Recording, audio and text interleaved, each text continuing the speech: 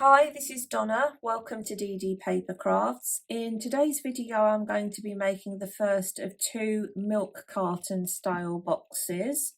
This one can be made from one sheet of US letter or A4 cardstock. The box is 2.5 inches by 2.5 inches and it's just over 3.5 inches in height. So without further ado, let's put the project together. We'll start with a piece of cardstock which is 10.5 by 8 inches. Along the 10.5 inch side, we'll score at 2.5, 5, 7.5 and 10. We'll now work on the 8 inch side.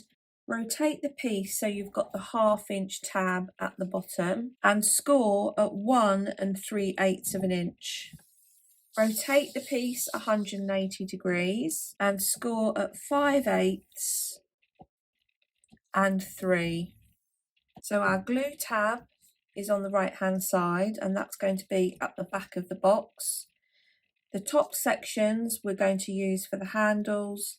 This section here will be the roof section, this will be the sides and this will be the base of the box. Take your ruler, line your ruler up with the 1/2 inch score line, make sure your ruler is level, and we're going to make a pencil mark at 1 1/4 inches and 6 1/4 inches.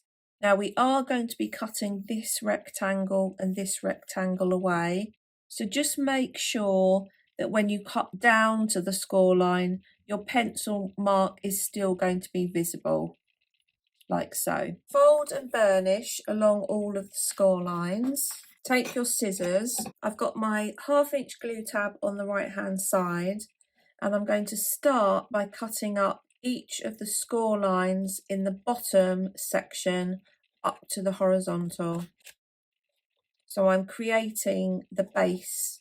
So cut up each of the score lines. When you get to the last score line, cut up, rotate and cut that rectangular section away, and you can at the same time cut a wedge from the side glue tab, like so. Move along to the next score line within the glue tab, cut up and take a wedge. Move along to the next score line, cut up and take a wedge, rotate and cut down the score line to remove that section. And you'll note that at this moment we haven't yet taken a wedge from this end of this tab, and that will become clear. Now each of these rectangles that were marked earlier, so the ones which have the pencil mark in, we're going to completely remove to leave this section and this section as our handles or joining point at the top of the carton. So you want to cut these as neat as you possibly can. And to fold this one out of the way.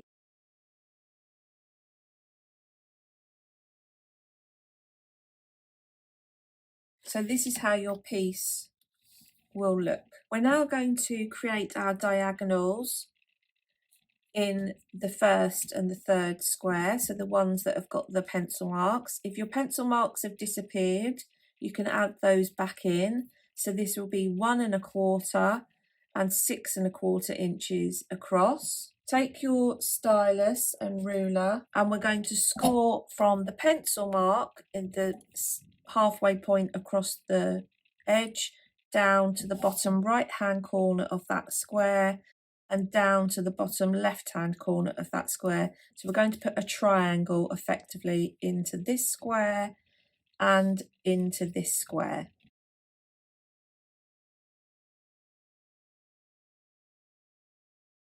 And then you can fold and burnish along the diagonals, and you want to fold these as valley folds.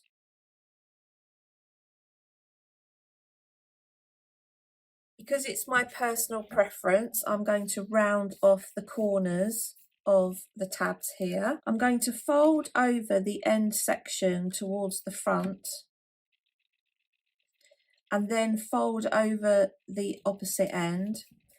and take my pencil, and I'm going to extend the score line within the triangle into the glue tab, like so, because we want to make sure when we come to stick the box together, nothing is going to interfere with this side section. So now I can just cut along, and I know I'm going to cut just inside my pencil line. I know that that glue tab is not going to interfere when we come to stick this piece into place. You could at this stage fold this outside over, add glue, join up your box and glue your base together, push your base flaps in, and effectively your box would be complete. What I'm going to do is add a shaker element into the front panel. So that will be this panel here, the second from the left hand side. You can obviously create the frame for your shaker as large or as small as you want. I'm going to work on the reverse. It's now the second panel from the right, because this is going to join at the back. I'm just going to draw around and give myself a 1/4 of an inch frame all the way round. What's going to happen is once we've cut the aperture, we will add acetate onto the frame. We will add our foam strips around the outside, and then we will have a back panel which will have our decorative element, for example, on, and that will stick on the top. If you've got a large enough die cutting machine, you might have a die shape that you want to cut in for your aperture. That's another option. Now I'm going to go in with my craft knife and ruler and cut the aperture. I've cut myself a piece of acetate, which is 2 3/8 by 3.5, and I'm going to adhere that to the inside of the window with red liner tape. I'm now going to add my foam strips to the outside. Now you can make your shaker as deep as you want it to be by building up the layers of foam strips. These are hunky dory. They are just over a 1/16 of an inch high, and these ones are a 1/16 of an inch wide. You want to make sure that there's no gaps at all around the edge. Before I add my shaker elements in, I'm just going to use my anti-static bag just to go round and wipe around the edges, just to reduce any static that I might have on the acetate.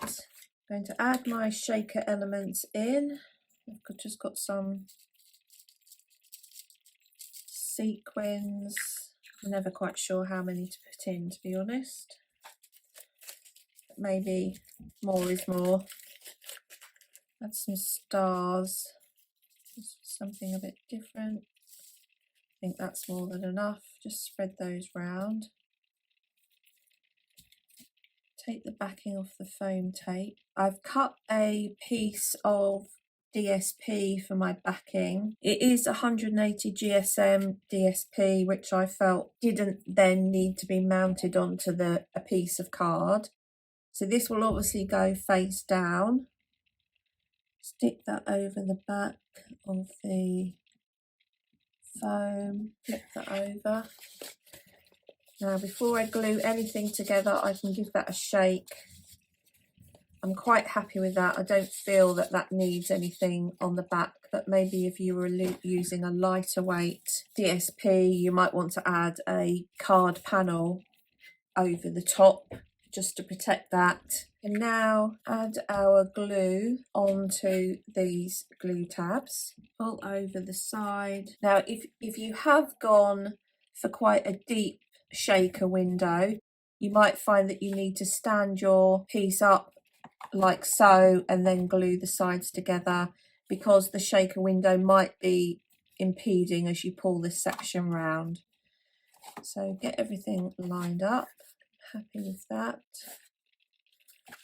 Now I can gently go in and burnish. That's the front of the carton. So the insides will come in like so, and the top comes together like so. I'm going to fold in the side base glue tabs.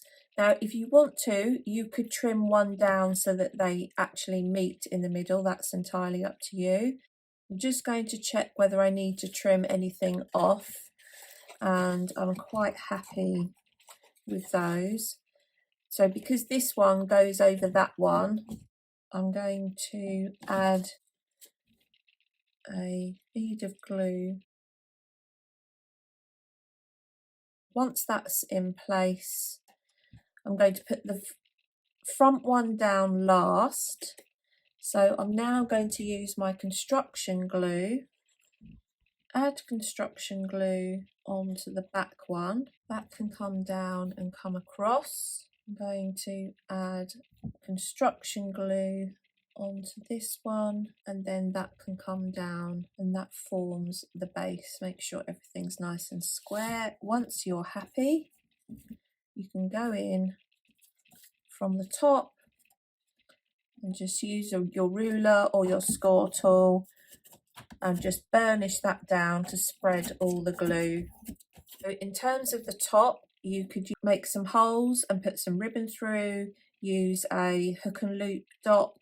You could have a tab which runs from one side over the top and then secures in place, so the box effectively comes together like so. I'm going to get on with my outside decoration and then I'll come back. Here's the finished decorated carton.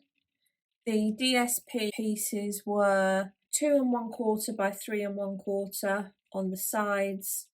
The roof section was 2 1/4 by 2, and the triangles for these inner pieces were cut from squares which were 2 1/8 by 2. But I always suggest cut one from scrap, lay it on, see whether you like the look of it and adjust it as necessary. I added 2 simple holes into the top and some Easter ribbon, and I'm really happy with how this one has come out. If you've enjoyed today's project, the next box I'm going to be making, which again is a milk carton style, this has got a 1-inch display section at the front. So if you'd like to see this one, hit the notification bell to make sure you don't miss out. I hope you've enjoyed today's video. If you have, please hit the thumbs up. If you haven't done so already, please consider subscribing to the channel. And until next time, thanks for watching.